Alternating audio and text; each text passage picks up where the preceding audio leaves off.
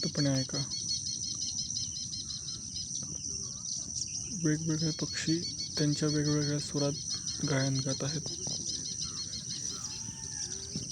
मी आज चालायला आलो असताना मला जंगलात एका ठिकाणी बसायची इच्छा झाली. तिथे बसल्यावर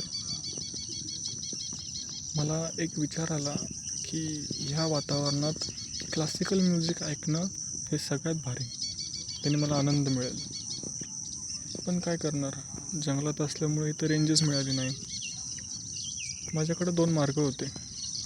एकतर रेंज मिळाली नाही व क्लासिकल म्युझिक लागले नाही त्यामुळे दुःखी होणे व काहीतरी मार्ग शोधणे.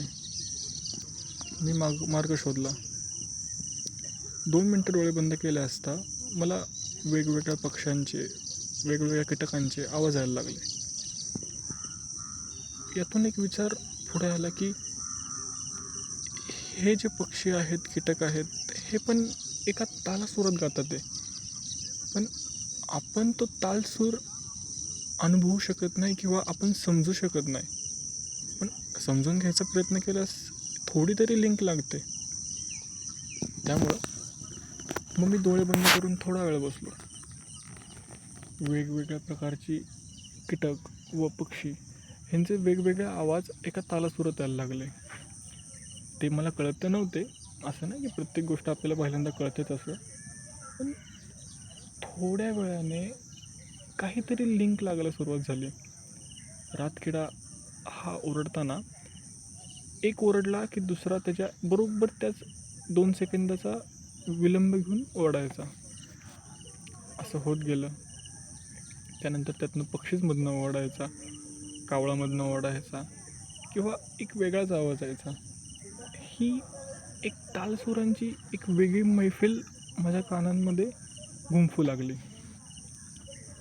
मग आता ह्या सर्वांमध्ये 2 मिनटं का 3 मिनटापूर्वीचा मी ज्याला क्लासिकल म्युझिक ऐकायला मिळाले नाही त्यामुळे दुःखी झालेला, तो आता एक नवीन अनुभव घेत नवीन सुखाच्या शोधात पुढे जात राहिला. आता ह्यामध्ये एक मोर हा जो ओरडतो आहे तो थोड्या वेळाने ओरडतो आहे. रातकिडा जो ओरडतो आहे तो थोड्या वेळाने ओरडत आहे. जसं आपण गणितामध्ये नाही का प्राईम नंबर हे एका विशिष्ट संख्येनंतर येतात किंवा इव्हन नंबर विशिष्ट संख्येनंतर येतात, तसंच निसर्ग हा खूप विविधाने नटलेला आहे. आपण त्याचा एक भाग आहोत, ना की आपण त्याच्यावर वर्चस्व गाजवायला आलो आहोत.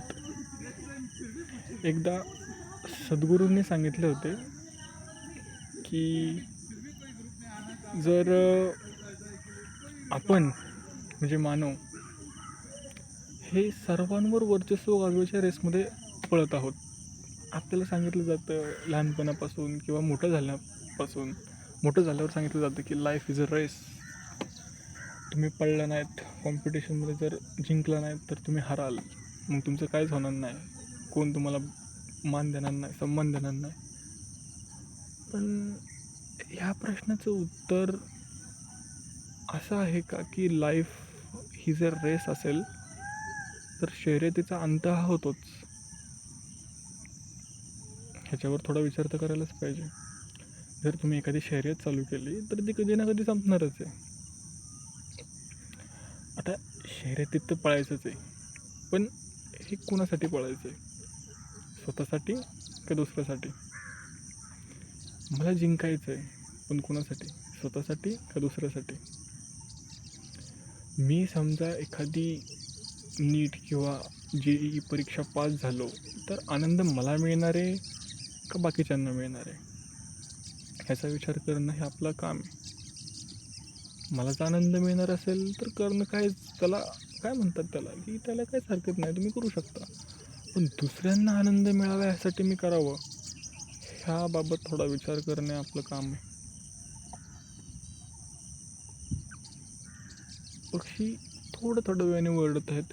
एक आणि एक वेगळंच काहीतरी अनुभव येत आहे. तुमच्या जीवनाचा उद्देश एकच पाहिजे, आनंदी राहा. तुम्हाला कशात आनंद मिळतो ते करा. समजा मला हा जो कचरा पडला आहे किंवा हे जे पानं पडलेत कुजलेले हे साफ करण्यात आनंद मिळत असेल तर मी करणार. तो माझा आनंद आहे. पण दुसऱ्याला त्याच्यात दुसऱ्याने मला समजा बघितलं आणि म्हणलं हो का कचरा साफ करतो आहे, आणि मला त्यानंतर एक भावना उत्पन्न झाली की तो माझ्याबद्दल काय विचार करेल, ह्यामुळे मी माझा आनंद गमवायचा. हे चुकीचं आहे. प्रत्येक वेगळं आहे. जर एकसारखं जर सगळ्यांना बनवायचं असतं तर सगळे कॉपी पेस्टच असते. प्रत्येकातील गुण, प्रत्येकातील दोष, प्रत्येकातील सर्व गोष्टी वेगळ्या आहेत. आता ह्या सर्व गोष्टींकडे दुर्लक्ष करायचं का त्याच्यावर विचार करायचा, हे आपलं काम आहे.